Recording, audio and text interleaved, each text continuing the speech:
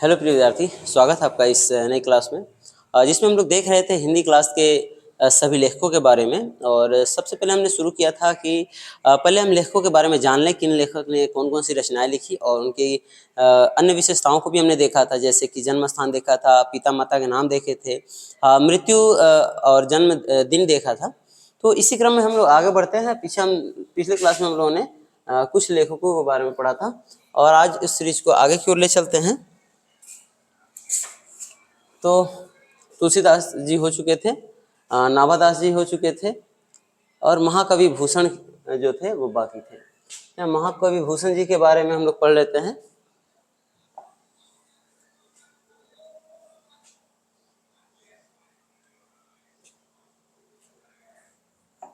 ठीक है, इतने सारे ये हो चुके हैं, यहाँ से शुरू करना है। ठीक है, तो ये रहे अपने महाकवि भूषण जी और इनकी कुछ रचनाएं, इनके बारे में और डिटेल से दिया गया है। चलिए समझते हैं। जैसे कि महाकवि भूषण जी जो हैं, इनका पूरा जो उपनाम है, इनका उपनाम भूषण है और पूरा नाम लगभग भूषण ही लोग कहता है। चित्रकूट राजा रुद्र शाह ने ये नाम दिया था इनको भूषण। ठीक है, जो भूषण उपनाम है वो चित्रकूट के राजा रुद्र शाह द्वारा इनको दिया गया था इनकी रचनाओं की वजह से। इनका जन्म स्थान जो है तिकवांकरपुर, कानपुर और उत्तर प्रदेश में, यानी अधिकांश जो अभी लेखक हमने जो भी पढ़ा जब अब तक, उसमें अधिकांशतः जो है उत्तर प्रदेश के ही रहे हैं। तो इनका भी जन्म उत्तर प्रदेश के कानपुर में था और इनका जो जन्म है लगभग 1613 ईस्वी में और निधन 1715 में माना जाता है। तो आप इस तरह से याद कर सकते हैं कि 16 के बाद 17 और 13 2 15, यानी 16 से 1 बढ़ेंगे तो 17 और 13 से 2 बढ़ेंगे तो 15, यानी 16 13 से 17 15 तक, 16 13 से 17 15 तक, 16 13 से 17 15 तक। जब भी बातों को रिपीट करें तो आप भी मेरे साथ रिपीट कीजिएगा, इससे आपको क्लास में ही सारी चीज़ें याद हो जाएंगी। इनके पिता थे रत्नाकर त्रिपाठी और आश्रयदाता जो थे वो छत्रपति शिवाजी थे और एक राजा थे छत्रसाल जी महाराज। तो 2 राजाओं ने इनको आश्रय दिया था और इनके पिता जो थे वो थे कौन, तो याद रखना है, रत्नाकर त्रिपाठी।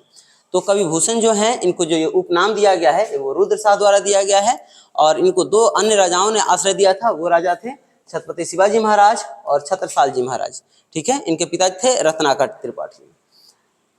रीतिकाल के प्रसिद्ध कवि थे, रीतिबद्ध कवि कहे जाते हैं, वीर रस के कवि इन्हें माना जाता है, चूंकि ये वीर योद्धाओं के बारे में, राजाओं के बारे में, उनके वीरता के बारे में, उनके महानता के बारे में लिखते थे, इसलिए इनको जो है वीर रस का कवि भी कहा जाता है। तो याद रखना है, आप ऐसे भी यहाँ याद रख सकते हैं, यहाँ 2 राजा जो है इनको, और छत्रपति शिवाजी के बारे में कौन नहीं जानता है, छत्रसाल के बारे में कौन नहीं जानता है। छत्रसाल हो सकता है कि आप नाम कम सुने हो, शिवाजी के नाम तो जरूर सुने होंगे।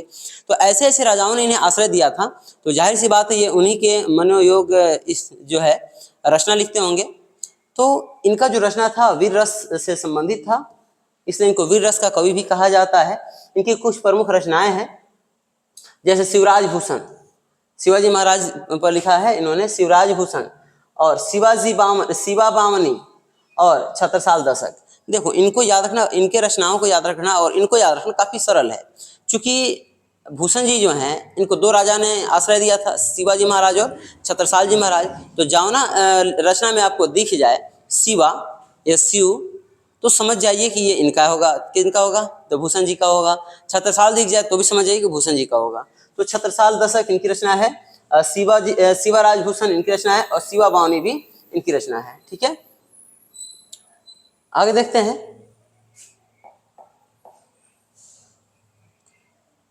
आगे हैं जयशंकर प्रसाद जी। इनसे क्वेश्चन एग्जामिनर जो है निश्चित तौर पर रख ही लेता है, मतलब एग्जामिनर्स के जो सबसे प्रिय अगर कवि माना जाए या लेखक माना जाए तो वो अपने जयशंकर प्रसाद जी हैं, लेखक कहना ज़्यादा बेहतर होगा। इनका जो नाम है जयशंकर प्रसाद है और इनका जन्म स्थान वही उत्तर प्रदेश। अब तक हमने जितना पढ़ा लगभग उत्तर प्रदेश के ही मिले हैं लेखक। इनका भी जन्म उत्तर प्रदेश में हुआ था, जो वाराणसी या काशी जो कह लो, वहीं पे इनका जन्म हुआ था। और इनका जो जन्म है 1889, यह आपको याद रखना है, क्योंकि ये बहुत पुरानी बात नहीं है, 1889 की बात है और ये कवि भी और ये लेखक भी बहुत ही महत्वपूर्ण है, इसलिए इनका जन्म आपको याद रखना है। 1889 में इनका जन्म हुआ था और जो निधन है वो 15 नवंबर 1937 में हुआ था, यानी आज़ादी से 10 साल पहले। आज़ादी मिली हमें 47 में और इनका मृत्यु जो है 10 साल पहले हो चुका था। जयशंकर प्रसाद जी का 15 नवंबर 1937 में हो गया था। छायावाद के ये कवि लेखक माने जाते हैं। 4 प्रमुख स्तंभों में से एक सर्वोच्च प्रवर्तक इन्हें कह सकते हैं आप। ये छायावाद के लेखक हैं। हालांकि इस तरह के प्रश्न जो है आपके एग्जाम में कम रहेंगे, ना के बराबर रहेंगे, तो इन पे बहुत ज़्यादा जोर देने की आवश्यकता नहीं है। आपको बस ये याद रखना, इनका घर जो था वाराणसी काशी में था और इनका जन्म 1889 में और मरण 1937 में हुआ। साथ ही साथ इनकी रचनाओं को तो याद रखना ही पड़ेगा आपको। कामायनी जो है एक बहुत ही महत्वपूर्ण रचना, ये महाकाव्य है और इस कामायनी की रचना जो है जयशंकर प्रसाद किए थे। ये आपकी परीक्षा के लिए एकदम इंपॉर्टेंट हो जाता है, ये मस्ट भी आई है। आपको ये याद रखना है कामायनी किसकी रचना है, तो जयशंकर प्रसाद जी की रचना है। आंसू, लहर, झरना, कंकाल, कंकाल या तितली जो है ये भी क्या है, तो उपन्यास है। ठीक है, ये आपसे पूछ सकता है कंकाल कैसी रचना है, तो उपन्यास है। किसकी रचना है, तो जयशंकर प्रसाद जी की है। ठीक है, याद रखना है जयशंकर प्रसाद जी की सबसे जो महत्वपूर्ण रचना है वह है कामायनी। ठीक है, और दूसरी जो महत्वपूर्ण रचना है वह है कंकाल या तितली, और तितली जो है एक उपन्यास है। उसके बाद में चंद्रगुप्तम, देवी चंद्रगुप्तम या ध्रुव स्वामिनी, ये भी इन्होंने लिखा था और ये ऐतिहासिक नाटक है। इसमें ये नाटक इतना मजेदार है, इसमें चंद्रगुप्त मौर्य का गुप्ता वंश जब हम लोग हिस्ट्री में पढ़ेंगे तो वहाँ देखेंगे कि किस तरह से एक गुप्त राजा ने अपने दुश्मनों का खात्मा किया था। ध्रुव स्वामिनी एक स्त्री थी, ठीक है, उसका भेष धारण करके वो गए, जैसे फिल्मी स्टाइल में आप देखे होंगे कि गुंडा जो है स्त्री को बुलाया था और हीरो स्त्री का रूप धारण करके जाता है और गुंडा को मार देता है। ठीक उसी तरह से फिल्मी नाटक की तरह जो है इसमें लिखा है और ये सच्ची घटना पर आधारित है, ऐतिहासिक घटना है और ये नाटक के रूप में इन्होंने व्यक्त किया है ध्रुव स्वामिनी। ठीक है, ध्रुव स्वामिनी या देवी चंद्रगुप्तम, यहाँ चंद्रगुप्त लिखा है, देवी चंद्रगुप्तम याद रखना है आपको। ये किसकी रचना है, तो आपको याद रखना है ये सारे के सारे रचना जो है जयशंकर प्रसाद जी के हैं। जयशंकर प्रसाद जी की रचनाओं को एक बार फिर से हम लोग रिपीट कर लेते हैं। कामयानी, ध्रुव स्वामिनी, देवी चंद्रगुप्तम और साथ ही साथ आपको एक याद रखना है कंकाल या तितली, और भी याद रह जाए तो बेहतर है आंसू, लहर, झरना। ठीक है, आंसू, लहर, झरना। जैसे ट्रिक अगर हम लगाएं तो जयशंकर प्रसाद, शंकर जी की बात हो रही है तो शंकर जी के जटा से निकलता है पानी का लहर और झरना बन के गिरता है, निकलता है पानी का लहर और गिरता है झरना बनकर। ठीक है, तो इस तरह से याद रख सकते हैं। चलिए आगे देखते हैं। अगले लेखक नहीं लेखिका है सुभद्रा कुमारी चौहान। सुभद्रा कुमारी चौहान है, इसे आपको जो है ना ये बड़ा ही पूछता है, कई बार पूछा भी जा चुका है। सुभद्रा कुमारी चौहान जो है इनका जन्म 16 अगस्त 1904 में हुआ था और ये इलाहाबाद की थी। और ये कहाँ पड़ता है, तो जाहिर सी बात है भाई सभी लेखक वहाँ कहते कहा दूसरी जगह की होंगी, ये भी वहीं की थी। इनके पति जो थे धीराज कुंवर और ठाकुर रामनाथ सिंह, माता पिता है पति ठाकुर लक्ष्मण सिंह थे, ये आपको याद रखना है। ये सब याद नहीं भी रहेगा तो चलेगा, पति का नाम आपको याद रखना है, ठाकुर लक्ष्मण सिंह थे इनके पति। इनका जो निधन है 1948 में होती है आज़ादी के बाद, और इनके मौत का कारण ये कोई स्वाभाविक मृत्यु नहीं था। देख सकते हैं आप 1904 में जन्मी है और 48 में मर रही है।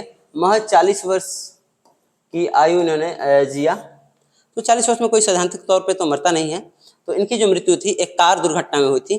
तो थोड़ा सा आप कल्पना भी कीजिए कि इस समय ये कार मेंटेन कर रही थी। ठीक है, तो कार दुर्घटना में इनकी आकस्मिक निधन हो गई।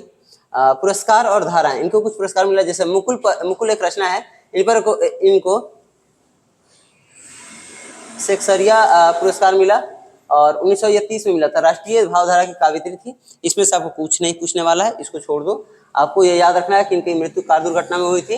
दूसरा याद रखना है इनके पति थे ठाकुर लक्ष्मण सिंह। तीसरा आपको याद रखना है इनका जन्म 1904 में हुआ था इलाहाबाद। ठीक है, और चौथा याद रखना है 15 फरवरी 1948 में इनका निधन हुआ था। और इन रचनाओं में से आपको याद रखना है मुकुल जो था कविता संग्रह था, इनको इस रचना पर जो है इनको पुरस्कार भी मिला था। दूसरी रचना झांसी की रानी, ये अमर राष्ट्र गीत है। झांसी की रानी वाला जो सुने होगा कविता, खूब लड़ी मर्दानी वह तो झांसी वाली रानी थी, वो कविता सुभद्रा कुमार चौहान जी का ही है। बुंदेले हर बोलो के मुँह हमने सुनी कहानी थी, खूब लड़ी मर्दानी वह तो झांसी वाली रानी थी। ये जो कविता हम लोग पढ़ते आए हैं बचपन से, ये सुभद्रा कुमार चौहान जी ने लिखा है। त्रिधारा, बिखरे मोती, सभा के खेल, ये सारी की सारी रचनाएं जो है सुभद्रा कुमारी चौहान जी द्वारा लिखा गया और बड़ी ही मजेदार रचना है। हालांकि एक कविता से तो आप रूबरू हैं, झांसी की रानी वाला 1857 की क्रांति से संबंधित था वो। अगले हैं शमशेद बहादुर सिंह। शमशेर बहादुर सिंह जी जो हैं, इनका जन्म हुआ है 13 जनवरी 1911 में और ये उत्तराखंड के हैं। अब तक के लेखकों में इनका एक जन्म स्थल जो है अलग पाया गया है, उत्तराखंड पाया गया है। और इनके माता पिता जो थे प्रभु देसाई एवं तारीफ सिंह। विवाह जो है इनका 1929 में हुआ। धर्मपत्नी इनकी पहले ही मर चुकी थी। देखो 1929 में शादी हुआ, 1933 में इनकी पत्नी मर गई। यानी कि सोच सकते हो 4 साल का मात्र समय इनका जो है वैवाहिक जीवन चला। बाकी उसके बाद इनकी पत्नी चल बसी। कवियों के कवि कहे जाते हैं ये। प्रयोगवादी, प्रगतिशील, बिंब धर्मी शैली के ये कवि हैं। यानी कि जो भी लिखते हैं उसको मन में प्रतिबिंब की तरह उतारने वाले कवि हैं ये। इनका निधन भी 1993 में हो जाता है। तो यहाँ से देख सकते हैं 33 से 93 के अगर बीच देखें तो 60 वर्ष का अंतराल है। इनके पत्नी की मृत्यु के बाद इन्होंने 60 वर्ष का जीवन जिया, उसके बाद ये मरे।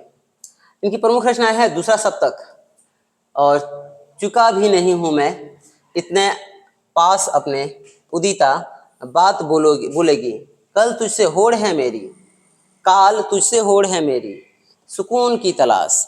देखो अगर आप थोड़ा सा लॉजिक लगाएंगे तो इनकी रचनाओं को आप आसानी से याद कर पाएंगे। क्योंकि ये अकेला जीवन जी रहे हैं, पत्नी इनकी मर चुकी हैं इनके विवाह के मात्र 4 वर्ष बाद। तो यहाँ से भी आपको समझ में आ सकता है कि एक अकेला व्यक्ति के मानसिक स्थिति किस तरह से हो जाएगी और किस तरह से वो अकेलापन महसूस करेगा। तो इस तरह से भी आप याद कर सकते हैं,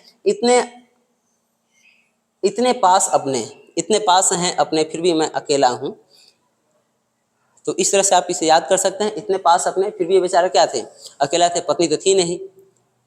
तो इस तरह से ये याद रख सकते हैं। दूसरा बात बोलेगी, जैसे कि ऐसा लग रहा है ना कि जैसे कह रहे हो पत्नी है नहीं, लगता है इनको कि आएगी ख्वाबों में, कुछ बात बोलेगी, कुछ बातें बताएगी, कुछ हमारे दिल का सुनेगी, कुछ अपनी दुख बताएगी, कुछ मेरा दुख सुनेगी। तो लग रहा है जैसे कह रहे हैं कि बात बोलेगी, अपनी पत्नी को जैसा लग रहा है कह रहे हैं। तो इस तरह से आप लॉजिकली जोड़ करके याद कर सकते हैं। इनकी पत्नी मर चुकी है। इनका शमशेर बहादुर सिंह जी का नाम से भी आप याद कर सकते हैं। शमशेर बहादुर सिंह, बहादुर आदमी है जो बिना पत्नी के अकेले अपना जीवन व्यतीत किए 60 वर्षों तक। उस अकेले तन्हाई में बात बोलेगी जो है इनकी रचना है। साथ ही साथ आप ये भी याद कर सकते हैं, सुकून की तलाश। बुढ़ापे में जब कोई सहारा नहीं होता है तो उस समय इंसान सुकून खोजता है, और इनके पास तो ऐसे भी अकेले थे, पत्नी भी नहीं थी, तो सुकून की तलाश इनकी रचना है। इस तरह से आप एक चीज़ और भी जोड़ सकते हैं। अकेला जीवन इन्होंने 60 वर्ष जिया था। 60 वर्ष, ऐसे आजकल कुल जीवन ही 60 वर्ष का हो रहा है और इन्होंने अकेले जीवन जो है 60 वर्ष जिया था। तो ऐसा लग रहा था जैसे मान लो टाइमिंग के साथ, काल के साथ, टाइम के साथ जो है इनका हाराबाजी लगा था। समय चाह रहा था इनको हरा दे, ये कर रहे थे मैं समय तुम्हें हरा दूंगा। तो लग रहा है कि काल के साथ जो इनका हाराबाजी लगा था, उसी को होड़ कहते हैं। तो काल तुझसे होड़ है मेरी, तो ये हो जाएंगे शमशेर बहादुर सिंह। ठीक है, इस तरह से कुछ आप जो है ना अपने से लॉजिक लगा करके, ट्रिक लगा करके याद कर सकते हैं। अब अभी हमने जो भी लॉजिक और ट्रिक बताए हैं उसको वास्तविक घटना से मत जोड़ लीजिएगा। उसके बाद आते हैं गजानन माधव मुक्ति बोध। गजानन माधव मुक्ति बोध जो है, इनका जन्म 13 नवंबर 1917 को होता है और मृत्यु 1964 में हो जाता है। लंबा आयु इन्होंने नहीं जिया। आप देख सकते हैं 14 में 7 या 7 और ये 5 में से 1 गया तो 4, महज 47 वर्ष का जीवन ये जीते हैं। और पार्वतीबाई इनकी माता थी। माधव राज मुक्ति बोध जो है इनके पिता थे। पिता का नाम याद रखना तो बड़ा ही ईजी है। यहाँ देखो मुक्ति बोध और मुक्ति बोध, ये तो बड़ा ही आसान है। ठीक है, जन्म स्थान जो है इनका भी मध्य प्रदेश में हुआ था। उस समय से उत्तर प्रदेश के लेखक आ रहे थे, अब मध्य प्रदेश के लेखक आ रहे हैं। ठीक है, ग्वालियर में हुआ था इनका। नई कविता और प्रगतिवादी काव्य धारा के ये प्रमुख कवि थे। ये आपको याद नहीं रखना है, आपको ये याद रखना है चांद का मुंह टेढ़ा है। ये पूछा हुआ क्वेश्चन है बोर्ड एग्जाम में। तो आपसे पूछेगा चांद का मुंह टेढ़ा है किसकी रचना है। यहाँ देखेंगे आप लेखक का मुंह, इनका भी थोड़ा सा, बाबू इसको दिल पे ना लेना सब, या हकीकत में ना लेना, बस हम याद करवाने के लिए ना आपको बता रहे हैं। फोटो देख लो, ये गजानन माधव मुक्ति बोध हैं और चांद का मुंह टेढ़ा इनकी रचना है। बाकी खुद से लॉजिक लगा लो। ठीक है, भूरी भूरी खाक धूल, काठ का सपना, कमायनी एक पुनर्विचार। देखो अगर आपसे पूछे कमायनी किसकी रचना है तो जयशंकर प्रसाद की, जयशंकर प्रसाद, अभी हम लोग देखे हैं थोड़ा देर पहले, जयशंकर प्रसाद की रचना है। अगर आपसे पूछे कमायनी एक पुनर्विचार है तो आप बताएंगे गजानन माधव मुक्ति बोध। अब इसको याद कैसे रखें, ट्रिक आप ऐसे जोड़ सकते हैं, ये माधव मुक्ति बोध है, मुक्ति दिलाने वाले हैं। तब मुक्ति तब मिलेगी जब दोबारा फिर से हम विचार करेंगे किसी चीज पर और तब चलेंगे। तो यहाँ से आप याद रखेंगे दोबारा माने पुनर्विचार। तो आपको याद रखना है कामायनी एक पुनर्विचार की रचना है। तो माधव बोध गजानन माधव मुक्ति बोध जी की रचना है ये। और सिर्फ कामायनी पूछे तो आप बताएंगे जयशंकर प्रसाद जी की रचना है। सतह से उठता आदमी, ये और ये तीन जो है रचनाएं आपके लिए महत्वपूर्ण है। चांद का मुंह टेढ़ा है तो आपको बताना है गजानन माधव मुक्ति बोध। उसके बाद में कामायनी एक पुनर्विचार, गजानन माधव मुक्ति बोध। और आपको याद रखना सतह से उठता आदमी, गजानन माधव मुक्ति बोध। ठीक है, आगे है रघुवीर सहाय जी हैं। रघुवीर सहाय इनका जन्मस्थल लखनऊ उत्तर प्रदेश में हुआ था। पिता हरदेव सहाय थे, पिता इनके हरदेव सहाय थे। और मृत्यु जो 1929 में हो जाती है, जन्म 1929 में और मृत्यु 1990 में हो जाता है। 30 से 60 लगभग 60 वर्ष जो है, लगभग 60 वर्ष इनका पूरा जीवन काल रहा। प्रमुख समाज साहित्य अकादमी पुरस्कार इनको मिला था लोग भूल गए हैं के लिए। ये VVI टॉपिक होगा आपके लिए। आपको याद रखना है जो रघुवीर सहाय जी हैं इनको साहित्य अकादमी पुरस्कार किस रचना के लिए मिला था, तो आपको बताना है साहित्य अकादमी पुरस्कार इनको मिला था लोग भूल गए हैं नामक रचना के लिए। लोग भूल गए हैं नामक रचना जो थी वो किसकी है, तो रघुवीर सहाय जी इसके लेखक हैं और इसके लिए जो है इनको पुरस्कार दिया गया था। आपको याद रखना है समकालीन साधारण जन के यथार्थ व्यंग व लोकतंत्र के चितेरे कवि थे। ये लोकतंत्र पर अपनी व्यंग कसते थे, अपने विचारों को रखते थे और ऐसे लेखक थे। इनके जो रचना है दूसरा सप्तक, लोग भूल गए हैं सीढ़ियों पर धूल में आत्महत्या के विरुद्ध, हंसो हंसो जल्दी हंसो। रघुवीर सहाय आप इनसे ऐसे ट्रिक जोड़कर याद रख सकते हैं कि अब बात दूसरा है, लोग जो है भूल गए हैं कि आपने उनकी सहायता की थी। रघुवीर सहाय सहायता समझ लो। रघुवीर सहाय लोग कहते हैं कि लोग अब दूसरी बात हो गई है, लोग सारे भूल गए हैं कि आपने कितनी उनकी सहायता की। लोग भूल गए हैं कि आपने उनकी कितनी सहायता की। ठीक है, सहायक तो लोग भूल गए हैं। अब लोग भूल गए हैं तो अब ऐसा तो नहीं कि आत्महत्या कर लेंगे, तो आत्महत्या के विरुद्ध हैं। लोग भूलने दो, तुमने सहायता किया, बात खत्म। सहायक यहाँ से दो याद कर लो, रघुवीर सहायक सहायता की बात है तो लोग क्या करते हैं, कितना आप मदद कर लो लोगों की, लोग भूल ही जाते हैं। लोग की आप कितनी भी मदद कर लो, कितनी भी सहायता कर लो, आखिरी में लोग क्या करते हैं, भूल ही जाते हैं। तो लोग भूल गए हैं रघुवीर सहाय की रचना है। अब ऐसा नहीं कि लोग भूल गए तो आत्महत्या कर लें, तो आत्महत्या के विरुद्ध रघुवीर सहाय की रचना है। ठीक है, और कह रहे हैं कि आत्महत्या तो बेकार की चीज है, हंसो मजा करो और हंसो और जल्दी हंसो। आत्महत्या मत करो, हंसो और जल्दी हंसो। ये रघुवीर सहाय की रचना है और इन दोनों को आप याद कर लीजिएगा। ठीक है, इसका ट्रिक नहीं बैठ रहा है तो इसको आप याद कर लेंगे। हम कोशिश करेंगे कि सारी जो चीज़ें हैं आपको जस्ट क्लास देखते समय ही आपको याद हो जाए। ऐसा नहीं कि हम लिखवा दें और बस आया लिखा हुआ पढ़ के चल दें और आप नोट बनाते रह जाएं, ऐसा नहीं। आप गौर से देखिए, ध्यान से देखिए। एक बार तो ऐसे नॉर्मली देख लीजिए, अगले बार में दुगना स्पीड करके देख लीजिएगा, चीज़ें आपको यहीं जस्ट क्लास में याद हो जाएंगी। ये है विनोद कुमार शुक्ल। विनोद कुमार शुक्ल 10th में भी आप इनको पढ़े होंगे, 10th क्लास में भी आप लोगों ने इन्हें पढ़ा होगा, विनोद कुमार शुक्ल जी को। इनकी एक बहुत ही मजेदार रचना थी, कमेंट में बताइए कि कौन सी रचना आपने इनकी पढ़ी थी। तो इनका जो गांव था छत्तीसगढ़ था, रायपुर में रहते थे। राजनंदा गांव में इनका जन्म हुआ था और इनका जो जन्म है 1937 में हुआ था। ठीक है, 1937 में इनका जन्म हुआ था। मृत्यु हालांकि यहाँ दिया नहीं है, मेंशन नहीं है, तो हम ये भी नहीं कह सकते मर गए हैं। हालांकि अब काफ़ी लंबा समय हो गया, 90 साल के लगभग पूरने वाला है, तो कुछ कहा नहीं जा सकता है, जीवित भी हों। समकालीन हिंदी कविता के अत्यंत विशिष्ट आधुनिक कवि और उपन्यासकार थे। इनको जो है इंदिरा गांधी कृषि विश्वविद्यालय में प्राध्यापक के रूप में ये रहे और साहित्य अकादमी पुरस्कार भी इनको मिला हुआ था। तो साहित्य अकादमी पुरस्कार इनको मिला हुआ था। और घरेलू संवेदना के बारे में ज़्यादा लिखते थे। घरेलू संवेदना मतलब कि एक घर के अंदर जो लोगों के अंदर विचारें चलती है, जो लोगों के बीच में संबंध होते हैं, एक दूसरे के प्रति सोच होते हैं, जो झगड़ा होता है, जो प्यार होता है, उन सभी चीज़ों पर ज़्यादा लिखते हैं। असाधारण सरलता और विशिष्ट गद्यात्मक काव्य शिल्प, और एकदम साधारण भाषा में लिखते हैं। 10th वाला जो आप अभी चैप्टर का नाम लिखे होंगे, आपको अगर वो कहानी याद होगा तो याद कीजिए कितना मजेदार और एकदम सरल भाषा में था कि बच्चा पढ़ के ऐसे ही समझ जाए, कोई भारीपन नहीं इस भाषा में थी। वह आदमी नया गर्म कोट पहनकर चला गया विचार की तरह। कौन है?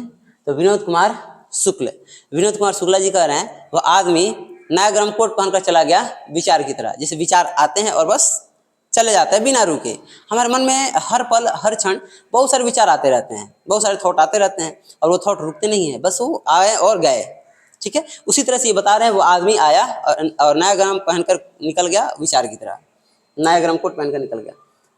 नौकर की कमीज, सब कुछ होना बचा रहेगा अतिरिक्त नहीं, सब कुछ होना बचा रहेगा। आदमी को लगता है ना कि ये हो जाएगा तो ये करेंगे, ये कर लेंगे, उसके बाद में ये करेंगे, ये हो जाएगा तो आराम करेंगे, ये हो जाएगा तो खेलेंगे, ये हो जाएगा तो वो करेंगे। सारी चीज़ें ऐसा लगता है। आप लोग स्टूडेंट लाइफ में है, आप लोग लगता होगा ये हो जाएगा तो पढ़ेंगे कल से, वो हो जाएगा तो पढ़ेंगे कल से, चाचा के बेटा का शादी हो जाएगा तो पढ़ेंगे उसके बाद से। तो हर बार ऐसा लगता है कि वो हो जाने के बाद में वो काम करेंगे और फिर वो कभी भी ख़त्म नहीं होता है। जीवन में कभी भी सुकून या आराम जैसा आप जैसा पल ढूंढते हैं शायद वैसा पल कभी आने वाला नहीं है। ठीक है, तो हमें लगे रहना चाहिए, जिस स्थिति में है, जिस परिस्थिति में है, काम को करते रहिए। और ये जीवन है, इसमें फेल होने का कोई चांस ही नहीं है। जीवन की दो सबसे बड़ी सच्चाई है, एक तो आप जन्म लिए हैं और दूसरा आप मरेंगे, और अंतिम जो रिजल्ट है वो मौत ही है। और वो रिजल्ट सबका आने ही वाला है, ऐसा नहीं कि किसी का बीच में रिजल्ट अटक जाएगा और मौत नहीं आएगी। मौत आना तय है। बीच में आप जैसा भी पढ़ें लिखें, मतलब इस लाइफ को आप जैसे भी रेगुलेट करना चाहें रेगुलेट करें, बट आफ्टर ऑल आप पास हो ही जाएंगे। तो बीच वाले की चिंता क्यों करें, सब कीजिए जो आपको लग रहा है, हाँ थोड़ा सोच विचार के। ठीक है, तो सब कुछ होना बचा रहेगा अतिरिक्त नहीं, ये सारी की सारी रचना जो है विनोद कुमार शुक्ल जी की है। ठीक है, अशोक वाजपेयी जी हैं, ये अशोक वाजपेयी जी हैं। ठीक है, इनका जन्म जो है 16 फरवरी 1942 को हुआ है, मतलब कि हाल के कवि हैं, बहुत पुराने नहीं हैं। छत्तीसगढ़ दुर्ग में इनका जन्म हुआ था। और ये जो थे इनकी माता थी निर्मला देवी और पिता थे परमानंद वाजपेयी। अशोक वाजपेयी के पिता जो थे वो परमानंद वाजपेयी थे और माता जो थी निर्मला देवी थी। साहित्य अकादमी पुरस्कार इनको भी मिला था। कला और संस्कृति के क्षेत्र में इनका विशिष्ट योगदान रहा, इन्होंने काफ़ी रचनाएं रची लिखी। भारतीय प्रशासनिक सेवा में यानी IAS में ये वरिष्ठ अधिकारी और कला प्रशासक के रूप में भी रहे। अब सोच सकते हैं एक IAS अधिकारी भी ये रहे, साहित्य अकादमी पुरस्कार भी मिला और इन्होंने कई रचनाएं भी रची। और आज क्या है, छात्रों को लगता है ना कि हमारा ये सब्जेक्ट फेवरेट है, अरे बकलोल वो सब्जेक्ट फेवरेट, ये सब्जेक्ट फेवरेट, छोटे लोगों की बात है। आप हर सब्जेक्ट में माहिर बनिए। ऐसा नहीं कि एक सब्जेक्ट में माहिर हो गए तो जीवन का लक्ष्य आपने प्राप्त कर लिया। पढ़ते जाइए, सीखते जाइए, चीज़ों को ग्रहण करते जाइए, कभी रुकने की ज़रूरत नहीं है। कभी आप ये मत समझिए कि हमने ये पढ़ लिया बस बात खत्म हो गई, ऐसा कभी जीवन में सोचना नहीं चाहिए। और इसी का नाम प्रगति है। अब बताओ, ये व्यक्ति जो IAS रह चुके, इनको क्या जरूरत थी भाई हिंदी की रचना लिखने की, अपने दिमाग को खराब करने की, फिर भी इन्होंने लिखा और आज हम इन्हें पढ़ रहे हैं। IAS तो बहुत सारे लोग हुए होंगे, क्या आपको उनका नाम पता है? नहीं पता है। तो अपने नाम को बनाए रखने के लिए आपको कुछ विशिष्ट करना होगा, रुकना नहीं होगा। आधुनिक युग के संवेदनशील, गंभीर, वैचारिक और गद्य काव्य प्रणेता थे। शहर अब भी संभावना है, शहर अब भी संभावना है, ये अशोक वाजपेयी जी की रचना है। एक पतंग अनंत में तत्पुरुष, कहीं नहीं वहीं, कहीं नहीं वहीं, बहुरी अकेला अभिन्यो। ये तो आप लोग पढ़े हो भाई, अभिन्यो जो है आप लोग पढ़े हो, अभिन्यो आप लोग पढ़े हैं। तो अभिन्यो किसकी रचना है? तो अशोक वाजपेयी जी की रचना है। साथ ही साथ बहुरी किसकी रचना है? तो अशोक वाजपेयी जी की रचना है। कहीं नहीं वहीं अशोक वाजपेयी जी की रचना है। और तत्पुरुष अशोक वाजपेयी जी की रचना है। एक पतंग अनंत में, शहर अब भी संभावना है। तो चलो इन चीज़ों को आपको ट्रिक के माध्यम से और लॉजिक लगा करके बस याद करवाने की कोशिश कर रहे हैं। लॉजिक और ट्रिक्स को आप रियलिटी से नहीं जुड़िएगा और उसको तथ्य नहीं समझ लीजिएगा। ठीक है, अशोक वाजपेयी, लग रहा है ना अशोक सम्राट की बात हो रही है, नाम तो सेम ही है। तो अशोक सम्राट की बात हो रही है। तो अशोक सम्राट ने अपने यहाँ एक शहर बसाया। हालांकि ये बात पूरी तरह से सही नहीं है ऐतिहासिक दृष्टिकोण से, लेकिन बस आपको याद कराने के लिए बता रहे हैं। अशोक के समय जो शहर था पाटलिपुत्र शहर, वो एक बहुत बड़ा शहर था और वहाँ इस कई तरह की संभावनाएं छिपी हुई थी। तो अशोक के से आप याद कर सकते हैं कि शहर एक संभावना है, क्योंकि अशोक ने पाटलिपुत्र बसाया था और पाटलिपुत्र एक शहर था। तो शहर एक संभावना, किसकी रचना? तो अशोक की रचना, यानी अशोक वाजपेयी जी की रचना। उसके बाद में अशोक एक महान पुरुष थे। अशोक एक महान पुरुष थे, एकदम बलशाली पुरुष थे। उन्होंने सत्ता हासिल किया, सत्ता का विस्तार किया और अपने राज को बड़ा ही मजबूत बनाया, तो वह पुरुष बड़ा महान था। और वह पुरुष कौन था? तो अशोक वाजपेयी तत्पुरुष। ठीक है, आपको याद रखना है कि अशोक जो थे वो महाराजा थे। उनके जब पिता ने कहा कि बाबू यहाँ नहीं, तुम वहाँ का राजा बन जाओ, तुम छोटे से राज का राजा बन जाओ, तो अशोक कहा नहीं, कहीं नहीं, वहीं, मतलब कहाँ? मगध में ही शासन करेंगे। कहीं नहीं, वहीं, अशोक ने कहा कहीं नहीं, वहीं शासन करेंगे, मगध में ही शासन करेंगे, कहीं और नहीं करेंगे। तो इस तरह से भी आप याद रख सकते हैं, कहीं नहीं वहीं की शासन की बात कौन करता है? तो महान पुरुष, महान पुरुष जो अशोक था, यानी अशोक वाजपेयी जी थे। उसके बाद में आप याद रखेंगे बहुरी अकेला। अशोक के बारे में ये बातें कही जाती हैं कि अशोक ने अपने 99 भाइयों की हत्या करके और सत्ता प्राप्त की थी। तो इस तरह से आप याद कर सकते हैं कि बार बार सत्ता हासिल करने का लालच किसको था और कैसा? सबके साथ सत्ता चलाना था कि अकेला? 99 भाइयों के साथ सत्ता चलाना था कि अकेला? तो अकेला। और ये बात किसकी हो रही है? तो अशोक की हो रही है कि अशोक अपने 99 भाइयों को मार करके और अकेला शासन किया। तो बहुरी अकेला, बहुत सारे लोगों को मार दिया और शासन किया अकेला। कौन? तो अशोक वाजपेयी। इस तरह से भी आप याद कर सकते हैं। और अभिनव, ये बाबू याद कर लेना, इसका नाम जुड़ रहा है। ठीक है, उम्मीद करते हैं कि ये सारी चीजें आपको समझ में आ रही होंगी। फिर भी अगर आपको जैसा भी लगता है वीडियो देख करके अच्छा लगता है तो अपना अच्छा कमेंट दें। अगर जो भी आपको कमी लगता है उन कमियों को बताएं। आपके विचार में जो भी समझ में आ रहा है आप खुल करके कमेंट कर सकते हैं। उसके बाद में ज्ञानेंद्र पति जी हैं और इनकी माता थी सरला देवी, पिता थे देवेंद्र प्रसाद चौबे। ये हो सकता है कि आपके लिए इम्पोर्टेंट हो, वेरी भी इम्पोर्टेंट तो नहीं है लेकिन इम्पोर्टेंट है कि ज्ञानेंद्र पति के जो पिता थे वो देवेंद्र चौबे थे और माता जो थी वो सरला देवी थी। ठीक है, और इनका जन्म 1 जनवरी 1950 को हुआ, यानी बहुत ही नया कवि हैं, बहुत पुराने नहीं हैं। पथरगामा गोड़ा झारखंड में हुआ था। तो झारखंड में गोड़ा है, वहीं पे गांव है पथरगामा, और पथरगामा में जो है इनकी इनका जन्म हुआ था। और इनका जो जन्म है 1950 की बात है, 1 जनवरी 1950 की बात है, यानी 1/1/50 की बात है। साहित्य अकादमी पुरस्कार इनको भी मिला था। ठीक है, और किस रचना के लिए? तो संशयात्मा नामक रचना के लिए इनको साहित्य अकादमी पुरस्कार दिया गया था। और ये ठेठ देसीपन भाषा में ये लिखते थे, जिससे लोगों को जो है काफी सहजता से और आसानी से समझ में आ जाता था इनकी रचनाएं। प्रमुख रचना है संशयात्मा, इसी के लिए जो है इनको जो है साहित्य अकादमी पुरस्कार मिला था। कब? तो 2006 में मिला था। गंगा तट, आंख हाथ बनते हुए, यानी आंख से देखकर ही रचनाओं को रच लेना। तो आंख हाथ बनते हुए, शब्द लिखने के लिए ही यह कागज बना है, और भिनसार, ये सही रचना जो है इनकी है। शब्द लिखने के लिए यह कागज बना है, यह कागज सिर्फ देखने के लिए नहीं, चीजों को मोड़ने के लिए, छिपाने के लिए नहीं, शब्दों को लिखने के लिए यह कागज बना है। तो ये कौन कहता है? तो ज्ञानी व्यक्ति ही ना। देखो, एक ही पेपर है, अलग अलग लोग अलग अलग तरह का से यूज करते हैं। एक ज्ञानी व्यक्ति पेपर का क्या यूज करेगा? तो शब्दों को लिखने के लिए। ज्ञानी व्यक्ति शब्दों को लिखने के लिए यूज करेगा। तो याद रखना, ज्ञानेंद्र पति और पेपर का यूज क्या करता है? तो कागज का यूज क्या करता है? तो शब्दों को लिखने के लिए, शब्द लिखने के लिए यह कागज बना है। यह किसकी रचना है? तो ज्ञानेंद्र पति जी की है। संशयात्मा किसकी रचना है? देखो, जो ज्ञानी लोग होते हैं उनको संशय बना रहता है, और जिनको पता ही नहीं वो काहे का शक, काहे का संशय। तो ज्ञानेंद्र पति के मन में संशय है, तो संशयात्मक किसकी रचना है? ज्ञानेंद्र पति की रचना है। ठीक है, उसी तरह से आपको याद रखना है गंगा तट किसकी रचना है? तो गंगा तट नामक जो रचना है वो भी ज्ञानेंद्र पति की है। और आंख हाथ बनते हुए, यह भी ज्ञानेंद्र पति की रचना है। और इस तरह से हमारा ये लेखक वाला वीडियो था, ये समाप्त होता है, ये सीरीज यहीं पे समाप्त होता है। और अब आगे हम लोग शुरू करेंगे हर एक लेखक के बारे में। ये मेरा अपना विचार है, आप लोग अपना विचार बताएंगे कमेंट के माध्यम से कि हर एक लेखक के बारे में डिटेल से, उनके रचनाओं, उनके कहानियों, उनके जीवन के बारे में अगर पढ़ लिया जाए तो कैसा होगा। अगर ये चाहते हैं तो ये कर देंगे, और अन्यथा हम लोग चैप्टर को जो है कहानियों को पहले कहानी शुरू करेंगे, कहानी खत्म होने के बाद में कविता शुरू करेंगे, और हर एक चैप्टर को काफ़ी डिटेल से पढ़ेंगे। चैप्टर पढ़ने के जस्ट बाद उसके ऑब्जेक्टिव क्वेश्चन को देखेंगे, सब्जेक्टिव क्वेश्चन को देखेंगे, और इस तरह से जो है हर चैप्टर को हम लोग बड़े ही बारीकी से और डिटेल के साथ देखेंगे। आपको यह सीरीज कैसा लगा, ये वीडियो कैसा लगा, आप अपने विचार कमेंट के माध्यम से दे सकते हैं। तो लिए धन्यवाद, मिलते हैं अगले वीडियो में।